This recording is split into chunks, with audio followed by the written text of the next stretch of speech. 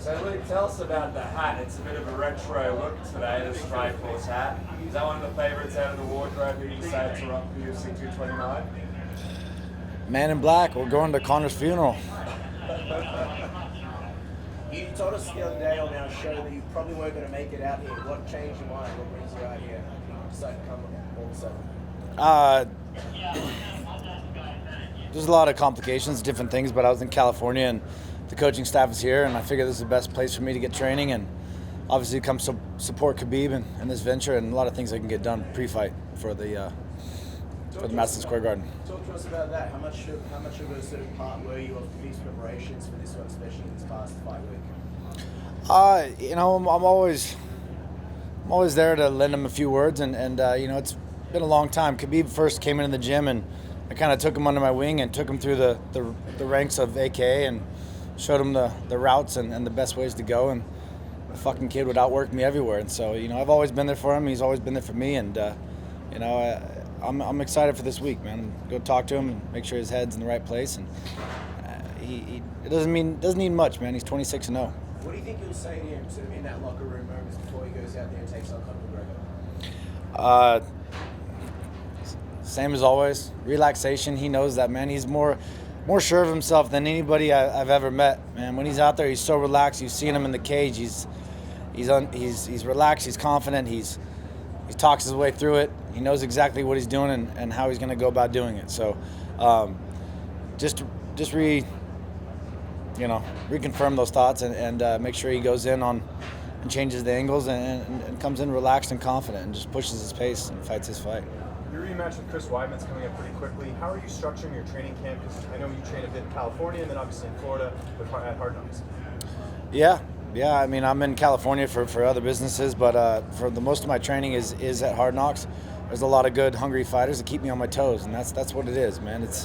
You gotta be sharp. You gotta stay on your toes, and you gotta stay challenged. There's not always a challenging foe always at AK these days for my size guy, I would say, right, with Kane and DC and all the boys out. So I'm gonna go back, finish my camp tomorrow, and go back to Fort Lauderdale and just grind away. Speaking of guys your size, one of your teammates at Hard Knocks, Steve Mowry, got a huge win in Bellator a couple weeks ago. How good is this kid? Just being as young as he is and really having a great record. Steve is a tough character. So he's on his way to the top. I'm sure at that heavyweight division. He's a physique. He's an athlete there. There's a lot of tough guys coming out of there. Luke, what was appealing about this Weidman fight for you? What's that? What was appealing about this fight with Weidman for you? It's a number one contender fight at Madison Square Garden. It's East Coast, it's West Coast. It's you want to shut up and leave no doubt. Chris is the man. He beat Kelvin Gastelum. He proved himself. He's still there. Kelvin's the hottest fighter, other than a few of us here. So Chris put him away in good fashion. I go out and put Chris away. It says something. It obviously speaks for itself, and I'm not going out like that. I'm going out the way I want to go out, and I'm going to go out on top. You seem pretty set on going to 205. Why the change? I'm older. I'm 33. The weight doesn't come off as easy, and the division's open, man. I like my body at that weight. I feel better. I'm more powerful, more athletic. There's not a lot of guys that I don't feel comfortable matching up with, and as long as DC's out of the way, I'm gonna go challenge. This is the last one at 185 for you think? I never confirm everything. And I can't say anything, but I'm going to go out there and I expect to perform to my best ability. I wasn't happy with the way things went last time. I had a bad weight cut. I didn't get to where I wanted to be and obviously perform the way I wanted to. So I expect to better that. There's a lot of complications I'm going to avoid and stay healthy and go out there and perform. Did you ever ask the UFC to have this Weidman rematch at 205 pounds? I did. I said they presented the thing. I was like, how about 205? Weidman unfortunately declined. So he wanted 85. We'll do it at 85. We'll finish this thing. Weidman's a tough character. It's nothing personal. It's his business, man. I like the fight. We're not, two of the best fighters in the world. He's ranked number 3. I'm ranked number 2. That's what we do. Did you get a chance to find out why he didn't want to fight at 205? Because that's something that he's entertained in the past as well. Yeah, I don't know. I don't know, but I haven't heard him talk about it recently. But way back when, yes. But obviously, he knows I like to. It's tougher to me to make the weight, so who knows? Maybe it's tactics, but I'll be fine. I'm gonna cut this weight right. I'm gonna get this thing down and simple as long. I love Australia, but it's a little complicated to fly to Australia to get your diet right, to work everything, the weigh-ins and how they presented it in fight early in the morning. There was a lot of complications where I didn't get recovered to where I should have been, and it'll be different this time around. Since you're eyeing 205, Luke, what are your thoughts on John Jones coming back in 15 months, that suspension from USADA? It's a bit early. I don't know, man. I'm not really. This USADA thing is it's getting kind of interesting. I've been dealing with him a little bit this week. I know DC's been dealing with him a little this week. There's they should choose to attack the right people, not the wrong. Just failures and how they are attacking certain people for certain reasons that, when they should be, doing their job in the first place. Not go after the innocent. What do you think about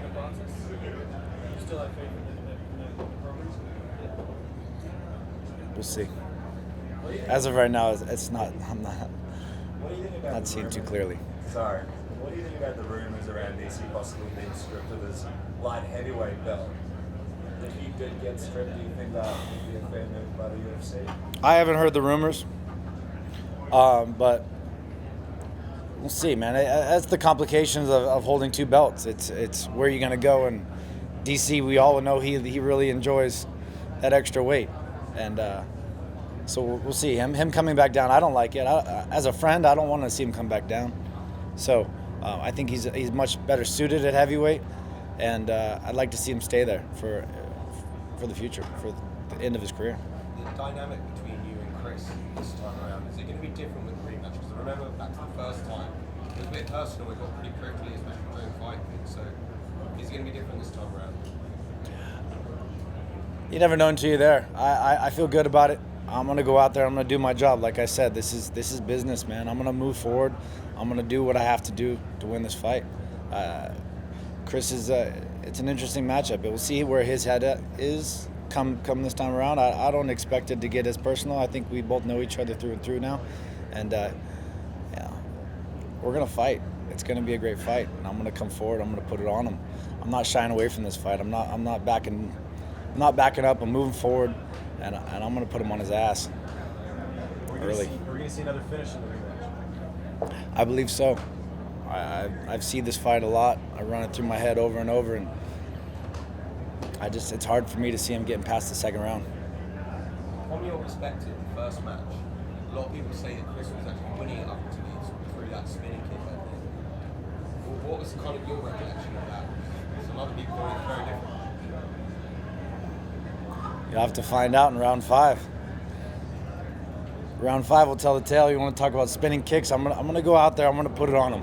I'm gonna show who was the better fighter. I fought Chris on staph, on antibiotics. This is different. I'm gonna be healthy. I'm gonna prep my body right, and I'm gonna go forward. I'm gonna handle this thing. I'm a better fighter than any of the guys. When I'm on my game, when I'm healthy, when I'm in there, there's no one that can fuck with me in this game. I'm gonna go out there. I'm gonna blast through these guys.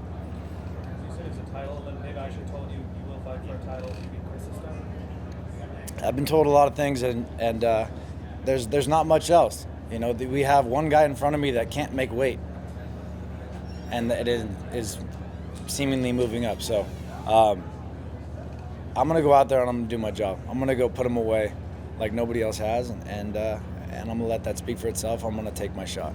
It looks like right now the main event of your card in New York is going to be Shevchenko versus Eubanks. Probably not the main event that you were expecting when you signed that bout agreement. Mm-hmm. Your thoughts on that? I don't have much to say about it. I really don't personally know of the other girl, Shevchenko.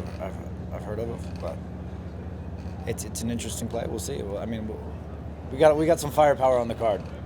We got some